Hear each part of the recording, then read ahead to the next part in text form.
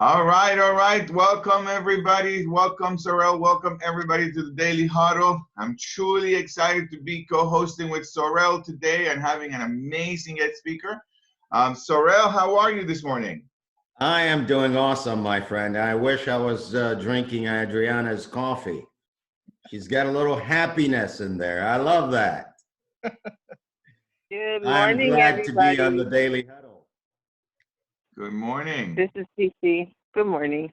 Good morning, everyone. Well, welcome to your Daily Huddle, the place where you leave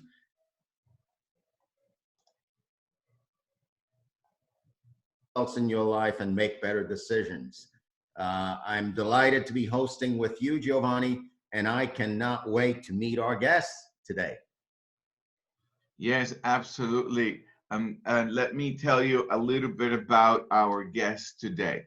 And as always we do, we want to acknowledge all the people who are in the front lines helping so many people who are in some degree or another having to deal with the coronavirus. So we thank you all who get to listen, and those we also send a warm, heartfelt love to those who are dealing with it in some degree, and those who have families who have dealing with some family member who have passed away.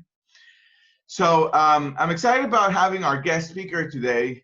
This is a really incredible human being, and with your permission, I'm gonna tell you a little bit about him. His name is Zack Knight, and interestingly, he very interesting life journey, if you will. He started from the streets of Metro Atlanta as a police officer.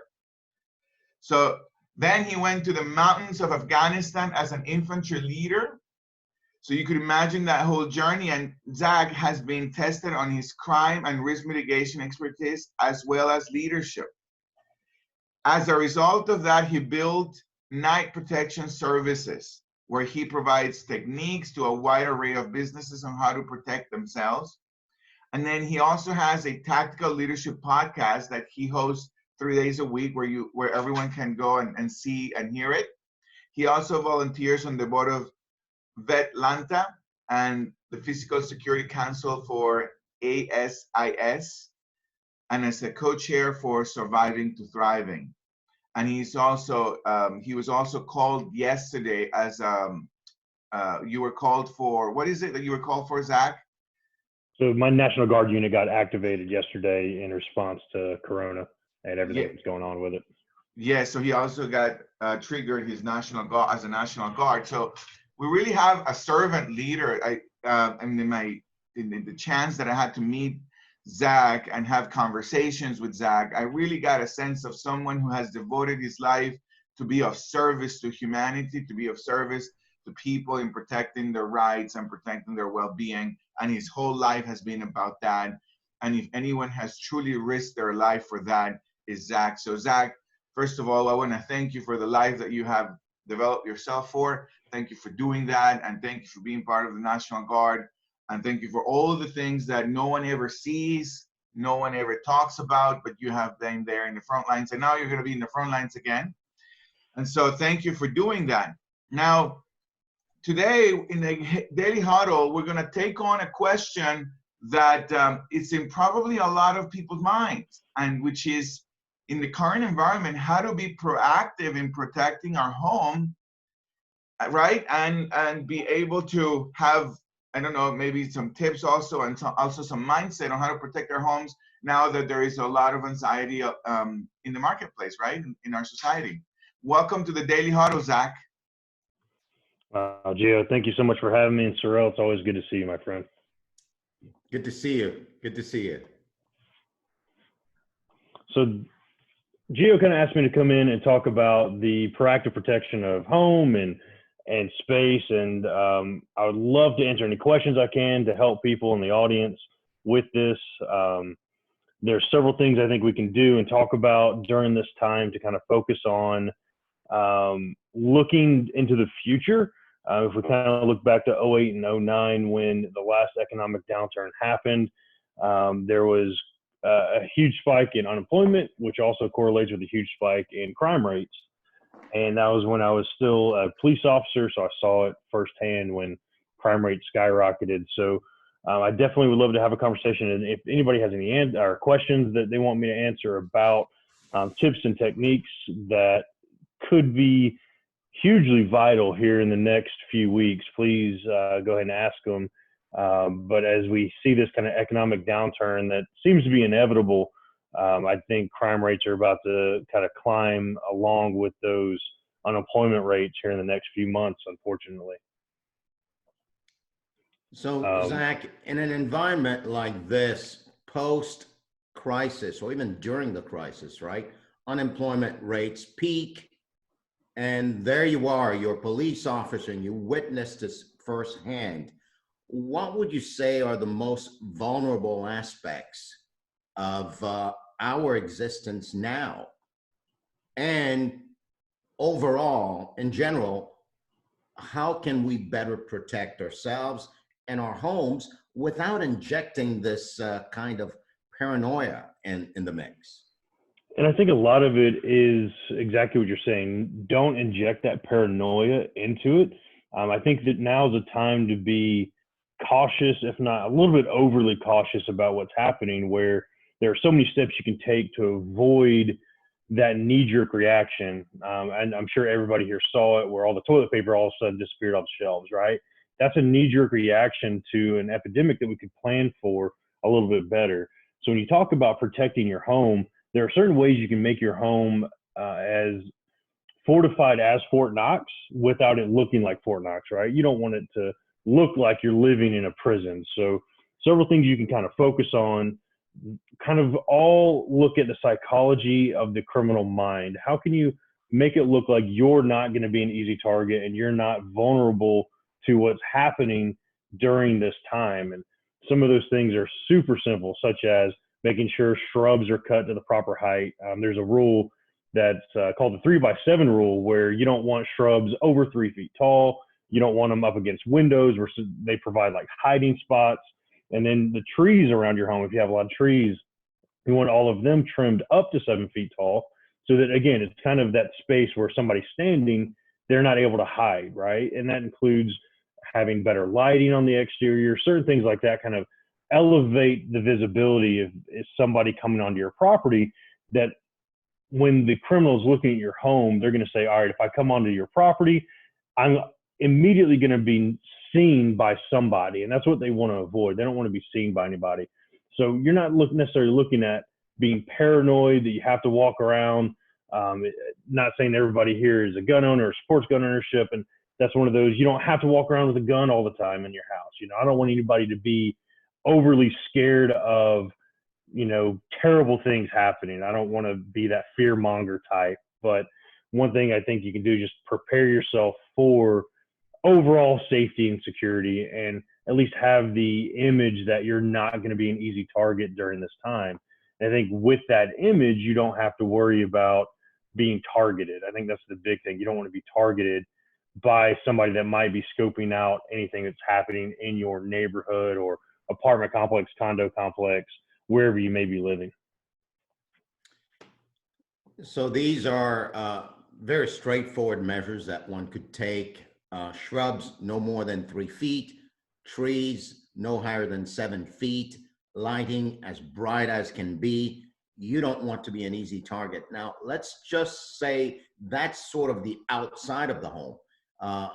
No guns, nothing like that you're encouraging yet. What measures need to be taken inside the home, like the second layer of protection to discourage would-be perpetrators? So a big thing to realize with this is we've been taught when I was a kid that an alarm system is like the number one defense step inside the home. And what a lot of folks need to realize, I wrote a case study about this that I'll happily share with anybody that wants it, but the average response time when an alarm is activated is at minimum 18 minutes. And the reason it takes 18 minutes before a police officer shows up at best, I'll kind of work through the math real quick. It takes 60 minutes for it to activate, right? You have that, or 60 seconds, for it to activate, where if somebody kicks open the door, it could just be you opening the door, and the alarm system doesn't know how to verify that. So you have 60 seconds before it activates. And then you look at how long it takes for that monitoring station to contact you. So they have to scroll through their client list, they have to call you. I don't know about y'all, but I screen all my calls if I don't recognize the number, right? So you might not answer, they'll leave a message, you call them back and you say, yes, something's happening, please dispatch the police. Well, then they have to find the local police department, give all the information, go through the dispatch, or they're going through and giving your address, your information, your cell phone number, about 11 or 12 minutes before they even go. And here in Memphis actually stops allocating police signage. That's great if you actually have a dog. Don't put it up there if you don't have a dog, right? Having signage on the outside of the house, change the locks on your door, or having secondary locks on your window where you can get track locks where your windows can't be pushed up and down. Those are great methods. As far as protecting the individual items in your home, you know, if you have electronics, you should notate all the serial numbers. That's a huge thing. Don't keep a wad of cash under the bed. That's the first thing people look for.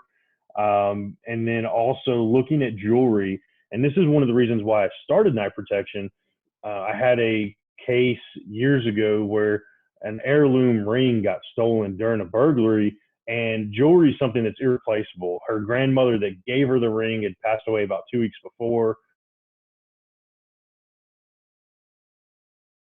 Police officer can't work off of that, right? So if somebody goes to pawn that ring, it's really hard without a photo of it to actually go back and trace where that ring went. So things that don't have serial numbers that are of high value to you, you want to make sure to take photographs, actually have a log, have an Excel spreadsheet, or a Word document that has all these serial numbers in one place, and then secure that so that you're able to have that for police when they show up in case anything happens, and you have a full inventory, and it streamlines the process of you getting your items back or getting the insurance. It kind of streamlines all that in case something does happen. Thank you, Zach. Thank you. So that covers the outside of your home, the inside of your home, the caveat there about your alarm system and the fact that it may be 18 minutes until you get help. So be sure to put those signs up to add to the deterrent factor. So outside of the home, inside of the home, any other protocols that people should observe to remain safe and secure during this time? And it's interesting looking at, we speak about this time, right, during this epidemic where people are being hyper cautious about wearing face masks or having that social distancing. And the awareness factor about your daily life is really heightened right now because it's in the forefront.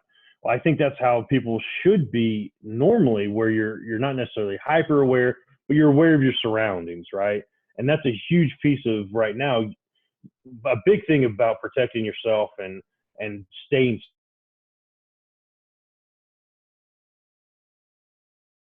felt that where you're like the hairs on the back of your neck stand up and you're like something's just not right, or you feel like you're being watched, or you just have that uneasy feeling, stuff like that you need to be really aware to, because that's when your body's trying to tell you here's something's off, right?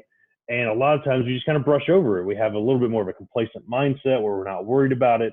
But here in this time right now, during this epidemic and during this lockdown, everybody's really aware of what's going on around them. If you can maintain that and just stay aware and have your mindset focused on, this is a time where I need to be protecting myself, or, be aware of, your lights are off, so there's a hiding spot there, or as you get out of your car, just being aware of your surroundings in case somebody's walking up on you. Those are things that you really can focus on outside and inside of the home, is just increasing that overall awareness. So while trusting everybody, be super aware and assume no one can be trusted kind of? Is that what you're saying in terms of being aware? It's not necessarily that you can't trust folks, because I don't ever, again, I don't want to be that fear mongerer that's saying, you know, everybody's out to get you. But it's more of just being cautious of what the times now are bringing. Again, looking back to the 08-09 recession where people got desperate. It's not even necessarily bad people doing bad things. It could be good people doing bad things that they're just trying to provide for their family.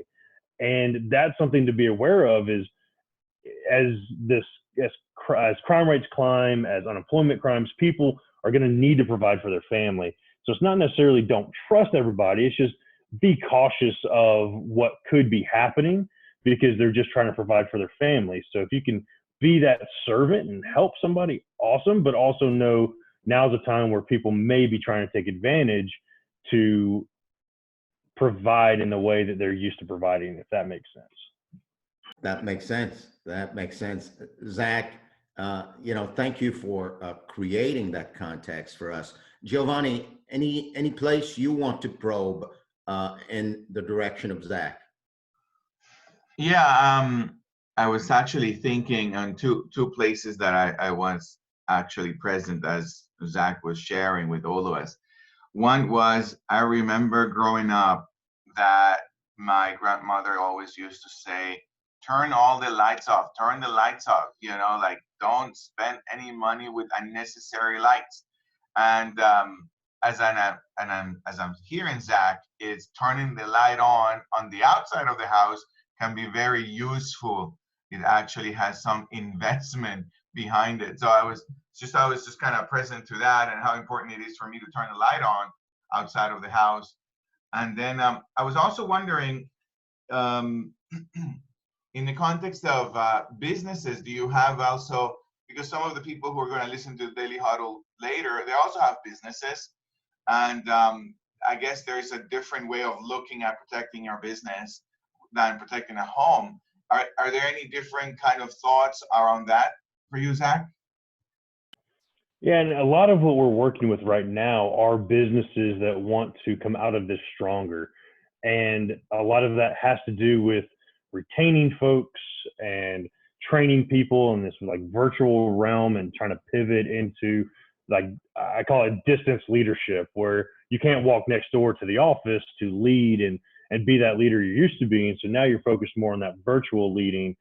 So when you look at protecting a business during a virtual time, you most likely you still have a brick and mortar, right? It needs to be protected to some extent. So finding, the local law enforcement agency and having extra zone patrols engage where they'll drive through that area where the business is and kind of just do that door and window check, make sure everything's locked up for you. That's a great piece of it. But I think the biggest factor for folks right now is just how do they maintain the employee base and maintain like the top employees for the business. And that's really what we've been focused on, is how can we retain that top talent while having that investment from the individual. And a lot of that goes back into the leadership and stuff that y'all talk about, where the individual needs to have that leadership mindset, but also that conversation from the leader to the teammate needs to be very well conversed, and the communication style needs to be open right now. And I think that's the best way to protect the asset of a business, where you're maintaining that team environment and having that morning huddle like this with your team, I think is crucial, because it just keeps that connectivity that people crave so much. That's very interesting. I actually haven't seen it that way, that one way to protect the business is to keep your team in the business.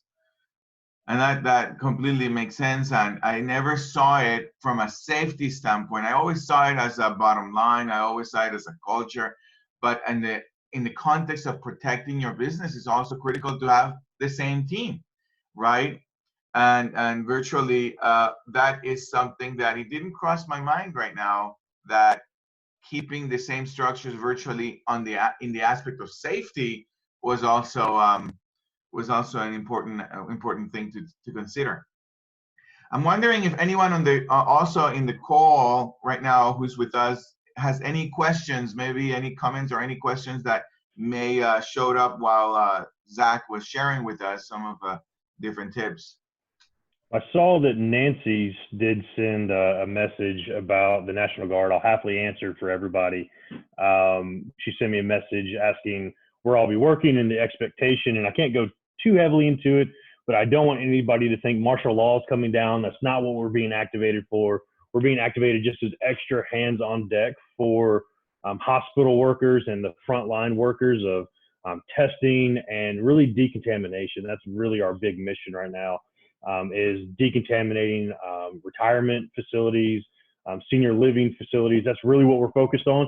So when you hear all these guard units getting activated, don't think it's that we're coming in to shut down the city. That's not at all what our mission is. We're really focused on protecting those that are most vulnerable in this time. That's so great. Thank you, Nancy, for that question. And thank you, Zack, for answering it. Adriana, you had your hand raised? Yeah. Good morning. My question I've is. got puffs in the background. My question is, let's imagine that somebody arrived to our home and they want food. So to prevent that, where can we hide food in our home? So if somebody comes, take something, but we can have some food hidden, what will be the key places where you suggest to hide food? Just to prevent.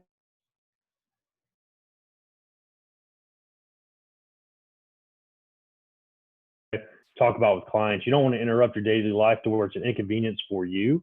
But when somebody's going in to steal from a home, they're generally going to not go into the kitchen.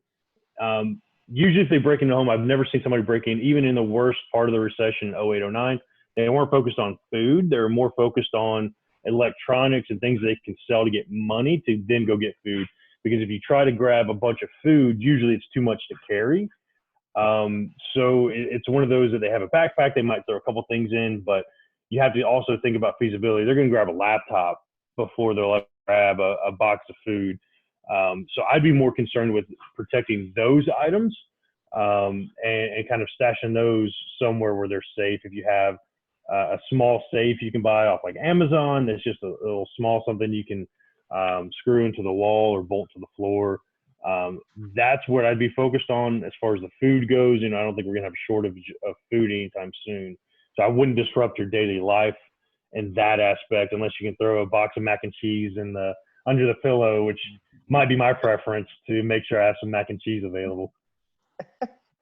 Thank you, Adriana. Corina, you had your hands up? Yes, I have two questions, and I think Laura Kay wanted to ask a question too.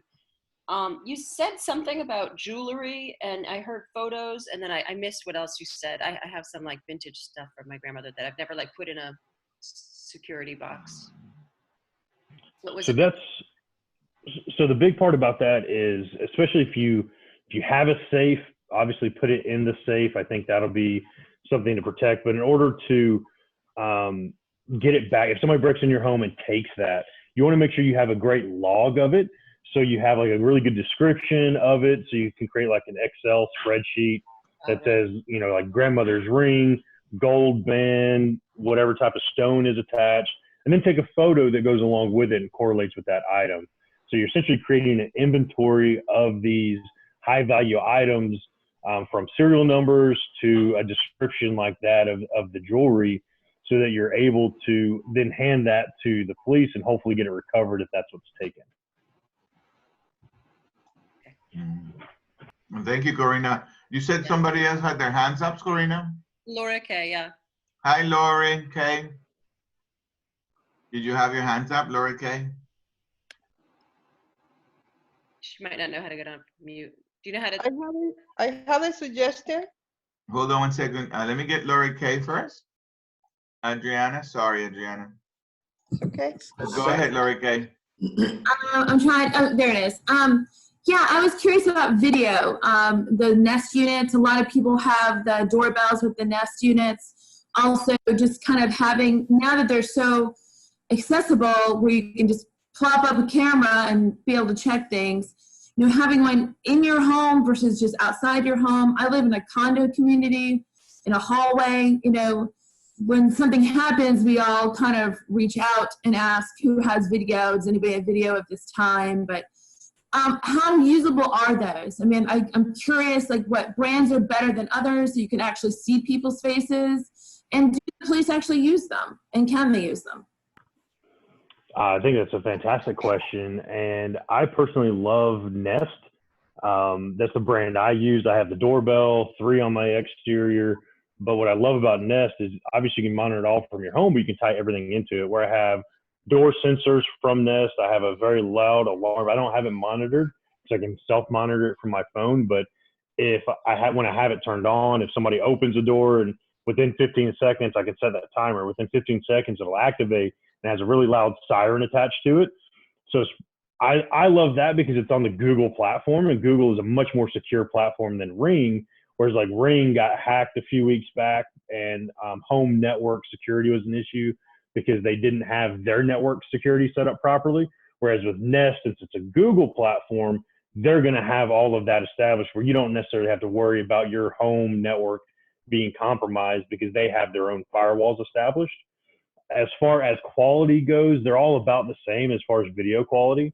There's nothing really that's like top end or low end when it comes to like the doorbell camera. They essentially all have that same quality. It's just more about the software on the back end that I think is the important part to look at. The doorbell cameras I think are fantastic. In a condo, I know it's really difficult because the HOAs can kind of get involved a little bit on that aspect. So, you know, that's a conversation that might be a little bit of a longer forum that I would, if you're having issues with your HOA not wanting you to do certain things, I'll happily have a sidebar conversation with you about it a little bit more if that becomes an issue. But I think the doorbell cams are fantastic and super easy and quick to install. If that answers your question fully, Lori K. Yeah, well, do the police actually use them? Yeah, I mean, absolutely. Okay. It's become one of those that has become more in the forefront where originally we didn't because you couldn't quote unquote trust the technology, but now there's so many on the market where you can get license plates of cars that are driven by, or if they back into the parking space right in front of your building or your unit. It's become much more widely accepted to take that video as evidence of what's happening. Thank you. Hi, this is Lorna. I do have a question. Go ahead, Lorna. Okay, I know recently there's been a movement to release criminals from jail and prison. And I know the concern was that for them not to contract the virus. However, releasing them out in the public, isn't that exacerbating the situation? I'm sorry. She was super muffled on my earphones. Can somebody repeat that question, or Lorna, can you repeat it for me? The question is, given the need to stem the spread of the coronavirus in jail, they've released some criminals. Isn't that exacerbating the situation?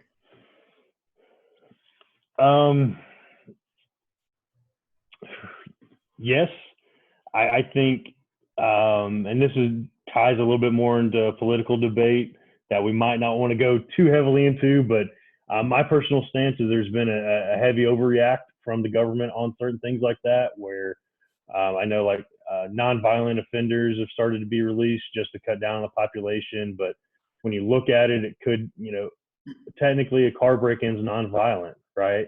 Or burglaries nonviolent unless a person was home. So when you start releasing inmates attached to something like that, you're walking a fine line of societal betterment, if that makes sense. And again, that's a long conversation we can have at another point that might delve a little bit too political into this conversation. Well, Zach, thank you so much. Thank you everyone who participated and asked questions. One thing that makes you expert, Zach, is that you don't approach security just from the standpoint of installing equipment and putting things up that sound really loud when an intrusion happens.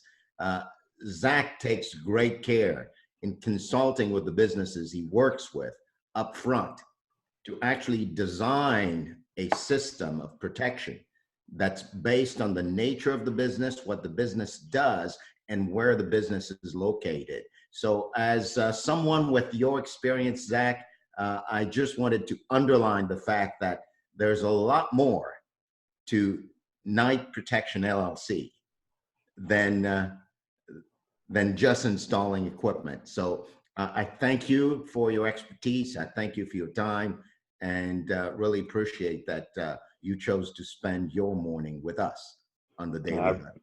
I appreciate that, Saurel. You have the last word, my friend. Everybody stay motivated and stay resilient during this time. It's something that's tough right now, but we're all going to get through it just fine and be in a better spot on the other end of it. Awesome. Giovanni? Thank you, Zack. Thank you, everyone, for joining in. I will take you, Adriana, I will take your suggestion in a minute. Hope you guys have a phenomenal day and a phenomenal week. And I will see you tomorrow with more powerful conversations for your day. Talk to you guys later. Bye-bye. Bye-bye, everybody. All right. Thank you.